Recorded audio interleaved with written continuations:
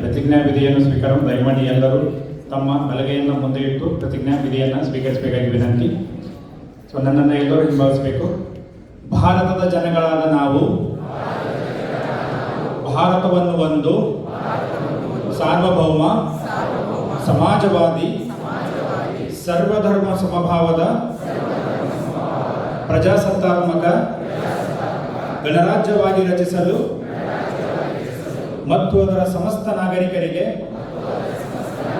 ಸಾಮಾಜಿಕ, ಆರ್ಥಿಕ ಮತ್ತು ರಾಜಕೀಯ ನ್ಯಾಯ, ವಿಚಾರ ಅಭಿವ್ಯಕ್ತಿ, ವಿಶ್ವಾಸ ಧರ್ಮಶ್ರದ್ಧೆ ಮತ್ತು ಉಪಾಸನಾ ಸ್ವಾತಂತ್ರ್ಯ, ಸ್ಥಾನಮಾನ ಹಾಗೂ ಅವಕಾಶ ಸಮಾನತೆ ದೊರೆಯುವಂತೆ ಮಾಡಲು ಮತ್ತು ವ್ಯಕ್ತಿ ಗೌರವವನ್ನು, ರಾಷ್ಟ್ರದ ಏಕತೆಯನ್ನು ಹಾಗೂ ಅಖಂಡತೆಯನ್ನು ಸುನಿಶ್ಚಿತಗೊಳಿಸಿ ಅವರಲ್ಲಿ ಭ್ರಾತೃತ್ವ ಭಾವನೆಯನ್ನು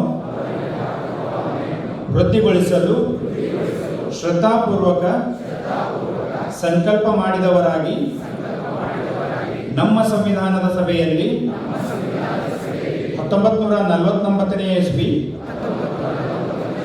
ನವೆಂಬರ್ ತಿಂಗಳ 26ನೇ ತಾರೀಕಿನಾದ ಈ ದಿವಸ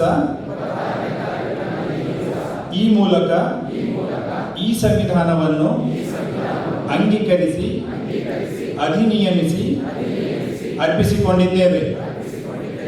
ಧನ್ಯವಾದಗಳು. ನಾವು ಅಂತ ಹೇಳಿದರು. ನಾವು ಹೆಣ್ಣು ಅಂತ ಹೇಳಿಲ್ಲ, ಗಂಡು ಅಂತ ಹೇಳಿಲ್ಲ, ನಾವು ಈ ಧರ್ಮದವರು ಅಂತ ಹೇಳಿಲ್ಲ, ಆ ಧರ್ಮ ಅಂತ ಹೇಳಿಲ್ಲ, ನಾವು ಈ ಪ್ರಾಂತ್ಯದವರು ಅಂತ ಹೇಳಿಲ್ಲ, ಆ ಪ್ರಾಂತ್ಯ ಅಂತ ಹೇಳಿಲ್ಲ, ನಾವು ಈ ಕಾಸ್ಟ್ ಅಂತ ಹೇಳಿಲ್ಲ, ಆ ಕಾಸ್ಟ್ ಅಂತ ಹೇಳಿಲ್ಲ. ಏನು ಹೇಳಿದ್ದಾರೆ? We the people of India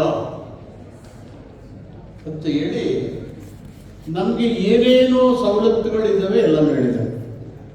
rights and fundamental rights, duties and responsibilities, ಇಷ್ಟಲ್ಲಿ ಎಲ್ಲರಿಗೂ to all the citizens of the country, rights and fundamental rights, duties and responsibilities. Clear ಆಗಿ ಹೇಳಿದ್ದಾರೆ. ನಮಗೋಸ್ಕರ ಇದೆಲ್ಲ ಮಾಡಾದ್ಮೇಲೆ ಏನು ಮಾಡ್ಕೊಂಡಿದ್ದೀವಿ ನಾವು?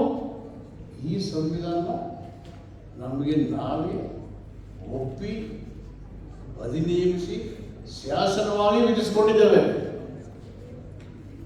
ನಮಗೆ ನಾವೇ ಮಾಡ್ಕೊಂಡಿರೋದು. Should we not respect and follow our constitution? Why we are fighting in the name of gender? Why we are fighting in the name of religion?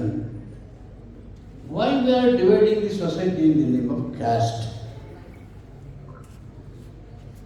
These are the issues and the questions to be addressed by the citizens of the country. And these are the problems should be solved by the rulers of the country. If this is not followed, how to build a strong nation? If these things are not followed, whomsoever is given the responsibility through the constitution by the fourth pillar of the democracy, without displaying their duties, how to build a strong nation?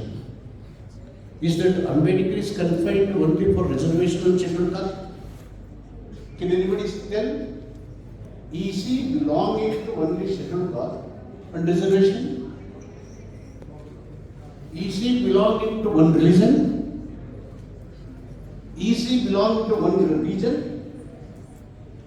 Is education, is knowledge, is being used for his self glorification and he and his family happiness? What is that he has given to the nation? What is that he has given to the entire population of the country? Obama ಅಮೆರಿಕದ ಅಧ್ಯಕ್ಷರು ಪಾರ್ಲಿಮೆಂಟಿಗೆ ಬಂದು 2 ಸದಸ್ಯರುಗಳನ್ನು ಉದ್ದೇಶಿಸಿದರು, parliament and Rajya Sabha.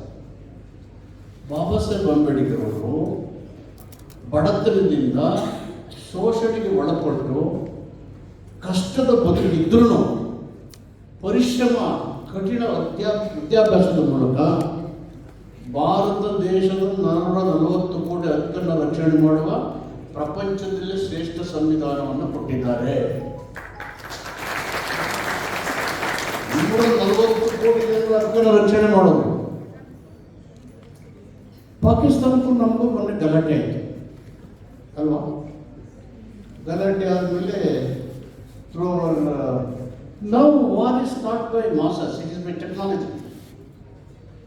Is it not? It's by technology. So why?